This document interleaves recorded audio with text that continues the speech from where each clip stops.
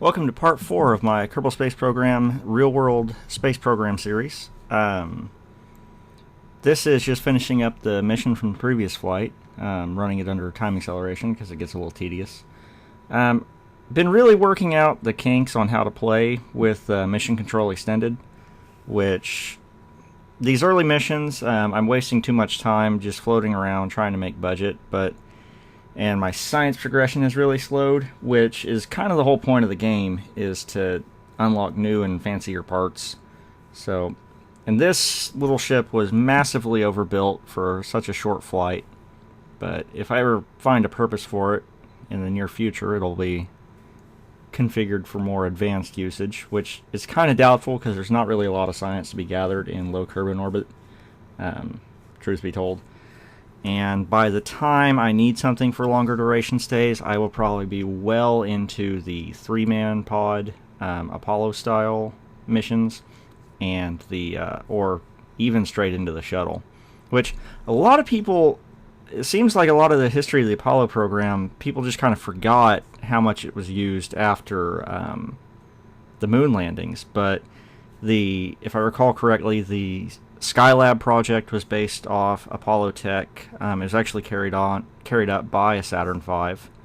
And then we had the Apollo-Soyuz project, which was a really interesting collaboration between the NASA and the Soviet space program, where in the 70s they had modified Apollo and Soyuz craft to rendezvous and dock together in orbit, which, given the history, it's even more interesting than the Shuttle Mir program, just from a political, historical point of view, just because tensions being what they were at the time. But there's some great pictures of Russian cosmonauts and NASA astronauts meeting through the hatches of the NASA Soyuz project. But here we are, bringing this one back down to Earth, or Kerbin, sorry, and quick descent. I really wish the Real Shoot mod would add a Mark 16 equivalent. I know there are ways to copy-paste the Real Shoot data into the Mark 16 parachute, which I may end up doing eventually anyway.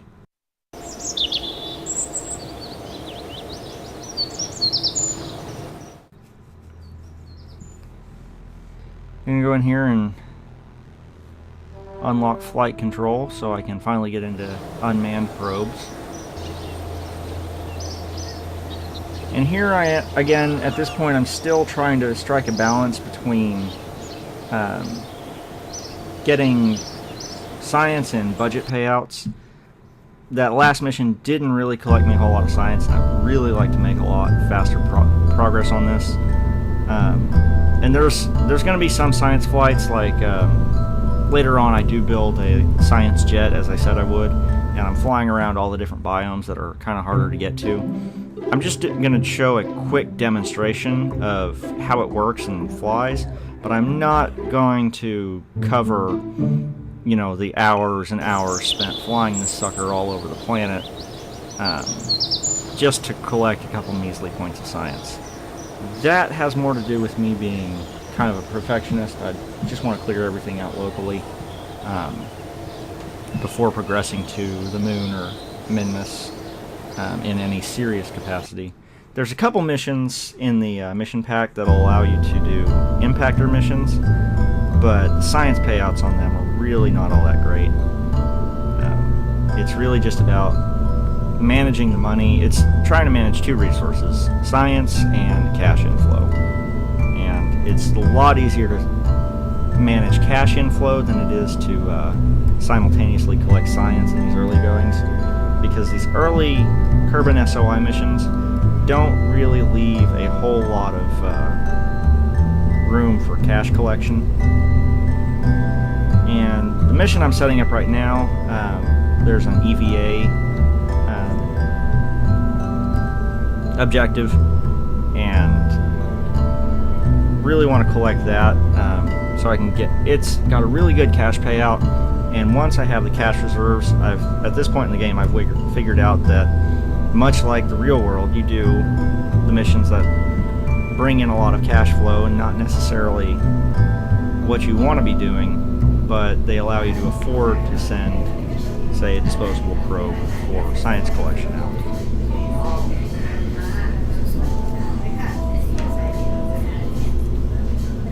At this stage, I'm recruiting another Kerbal for my upcoming mission, which, interestingly enough, I'll be surpassing Bruce McCandless's untethered EVA record. He holds the record for the furthest untethered EVA ever performed, and that was during the MMU testing. He strapped on the manned maneuvering unit, which is the famous NASA jetpack, which all your Kerbals tend to start out. All your Kerbals start out with in KSP, which actually it's much more complicated piece of hardware than anybody really gives it credit for. The local Air and Space Museum where I live has one of the ground trainers, which rides on a cushion of air, and they allow under certain circumstances and special events, visitors can hop in and just kind of take it around this specially built, polished floor. It's really neat. But getting back to what I was saying, it's a much more complicated piece of hardware than a lot of people give it credit for. And the development process was very intensive, and everyone was extremely excited, especially at that time, to have and be a part of a project that delivered their hardware on time, on budget, and with full functionality as advertised. And during their testing phase, what Bruce McCandless did, this was well into the shuttle program, he was given the option to either continue and focus on his shuttle training to be a shuttle commander, or to get a guaranteed flight to go up and demonstrate the MMU. It was an easy decision for him to make because doing the MMU flight did not preclude becoming a shuttle commander, but as they were developing the shuttle, they began to decide that certain crew members would be indispensable and would not be allowed to go on EVA, such as obviously the shuttle commander. And he understood that once he finished his shuttle commander training, his EVA days were going to be over because he would be much too valuable to risk losing to, say, hardware failure or a micrometeoroid impact.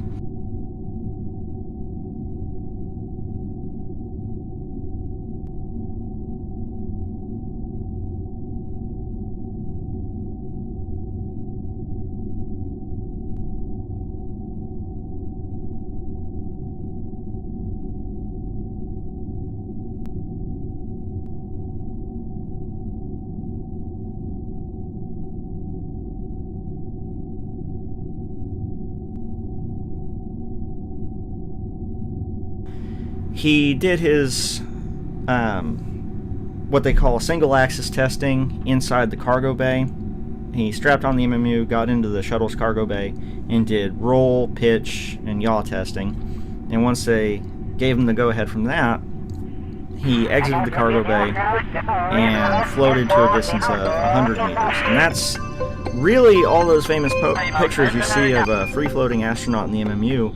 Most of the ones you see are Bruce McCandless from that mission, because there has not necessarily been a need to send an astronaut that far away from a structure in recent history or even foreseeable future, as most of our missions are going to be ISS related, or as we get the Orion program scaled up and ready to go. But on the return back to the shuttle bay, a part of the MMU actually came dislodged, which was one of I believe it was a foot binding that keeps your boot strapped down to the deck of the MMU. It's kind of like a snowboard binding for your boots, and it floated free. And after they contacted NASA to find out what they should do, see if they could just let it float free or if they should try and recover it. And not getting any responses, they maneuvered Bruce, still attached to the MMU, but he was now, I believe he was attached to the shuttle Canada, the Canada arm, and they flew him out. Flying the shuttle, they maneuvered it out to where he just had to close his fingers around the detached part, which was a really good demonstration of the precision maneuvering capabilities of the massive, massive space shuttle in orbit. And also, they, interestingly enough, became the first mission to both lose and recover a piece of hardware on the same flight. All that is just a really long way of introing into this mission. One of the bonus EVA goals is to fly 6 kilometers, well, depending on what your periaps is, your altitude is at the time you do your EVA, you could conceivably set your periaps at 85,000 exactly and then float out maybe a kilometer to get the altitude goal. But in this one, I believe I had kept myself stuck to 80,000, somewhere in that range, and then I flew my Kerbal 6 kilometers away from his spacecraft and brought him back, which I don't ever imagine a real-life space mission ever doing something even nearly that. Bruce McCandless at 100 meters, that was a very, I'm not going to say dangerous, but they're riding on the limits of their safety allowances, because it was a flight test, very much in the vein of, say, the Chuck Yeager days, when you're taking a new piece of hardware and taking it to its absolute limits to establish your hardware capabilities. But this is just a real quick flight. I got him out there, prepped for the EVA. And started my long journey away from his pod. I wanted to include this because there wasn't hardly any, there's zero science gathered on this flight, but it really illustrates, to me at least, just how precarious it can be when you get this far away from what would be your only life support, your only long-term life support anyway. 6 kilometers would be an ungodly distance in real life. Most astronauts, we tend to peg our astronauts as the silk scarf wearing, sunglasses wearing badasses, but I can't imagine anybody signing up for a 6 kilometer EVA in real life. Untethered.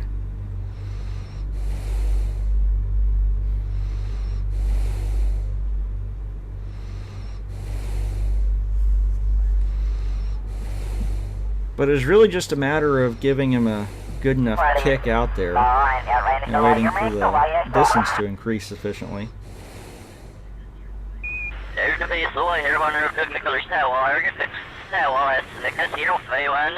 to get close there. I got my bonus goal.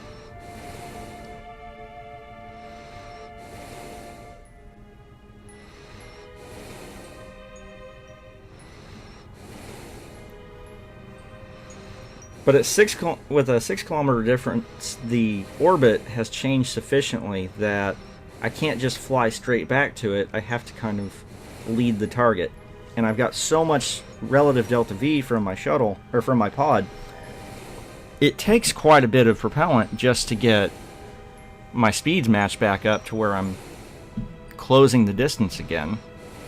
You can see he's just been burning that RCS pack, and only just now is my distance starting to decrease again.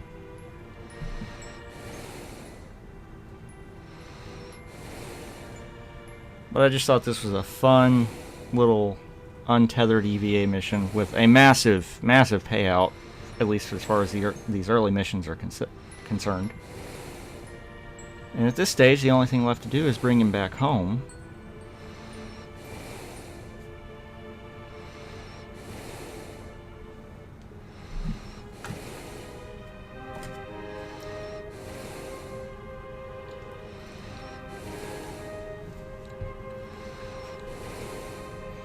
The trip out didn't seem as long as the trip back, that's for sure.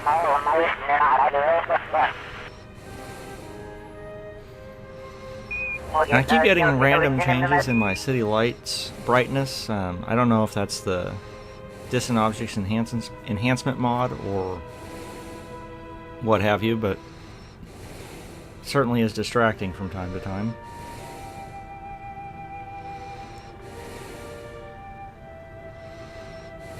Since it's going to be a long, slow ride back, just figured it'd be a nice opportunity to reconfigure my buttons.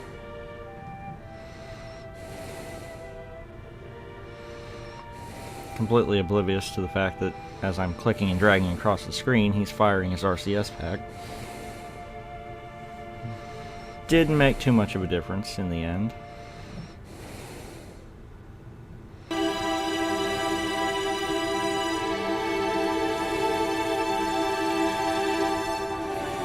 Cannot get over how nice those lights look, and I'm probably going to mention that at least once per video in case someone wants to stop it.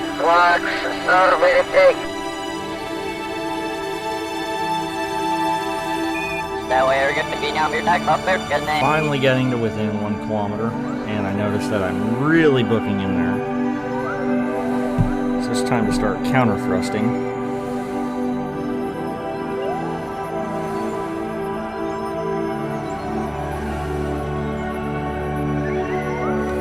One of the interesting things about Kerbals on EVA is that you're usually so used to having so much data available, your flight speed and all the other things, that really gives you a sense of how much is required to accurately fly a spacecraft, because trying to do it by eye, it's would have been very easy to just slip right past this or come in too hot and smack into it and possibly kill him at that velocity.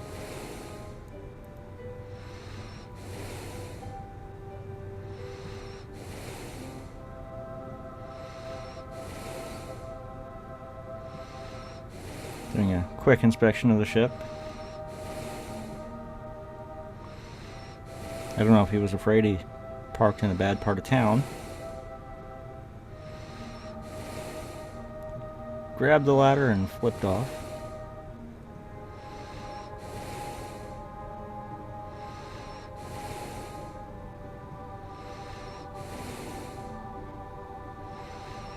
And he is safely aboard. No sense sticking around in circular orbit, so just burn retrograde at the first opportunity. Coming in a little steeper than usual, but it's not going to make too much of a difference even with deadly reentry. That's a pretty safe reentry profile from 75 kilometers up.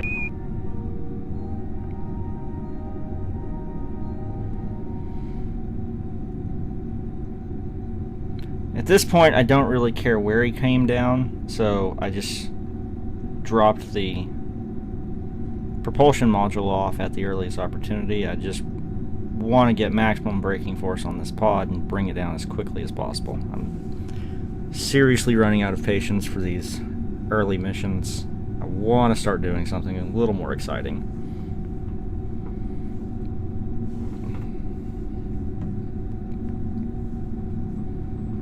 But I am still going to admire the view.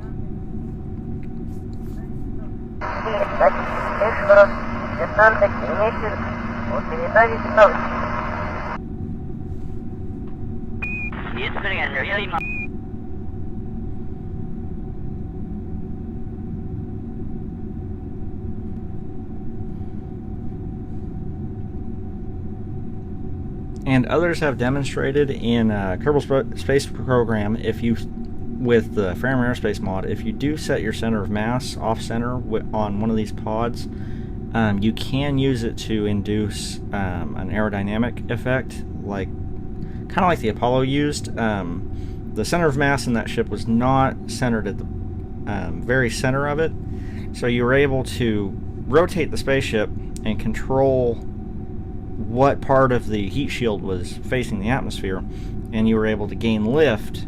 And at several times during the Apollo reentry, it would actually skip off the atmosphere to just slowly burn off more speed. There would be times where they'd see their vertical speed indicator go positive as they would actually gain altitude, skimming back into the atmosphere, so they don't just bleed off all that speed all at once.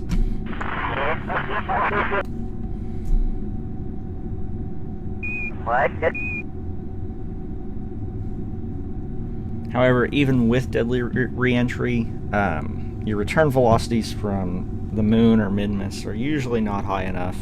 Well, they're never high enough to really necessitate that. A beautiful looking sunrise.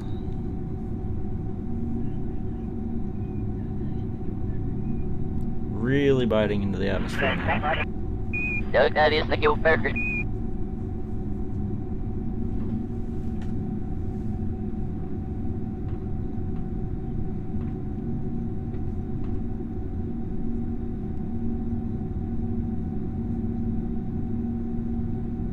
And if you lose battery power completely, the raster prompt monitor will shut off. It is a powered display as far as the game is concerned. When you're running out of battery power, you just get 3 black screens in there.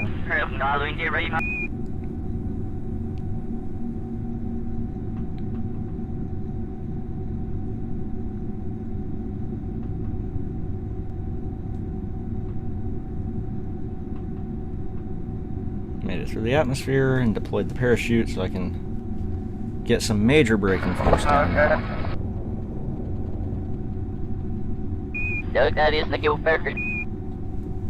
And this will probably be one of the last of these suborbital or low curb in orbit single pod flights that I document all of. Just because they all tend to look the same and gets really tedious. I'm running out of things to talk about.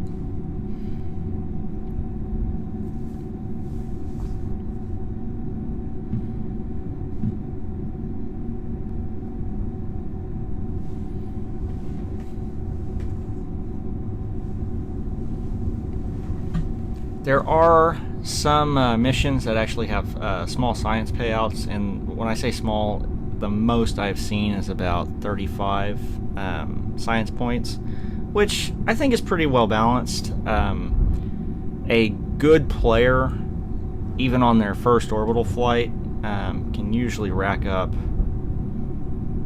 quite a bit of science, but 25 is a good 25 to 35. That's if you're just within reach of your next tier that you need for your next big mission. It's a good option to just get that last bit, while also at the same time covering some of the launch costs.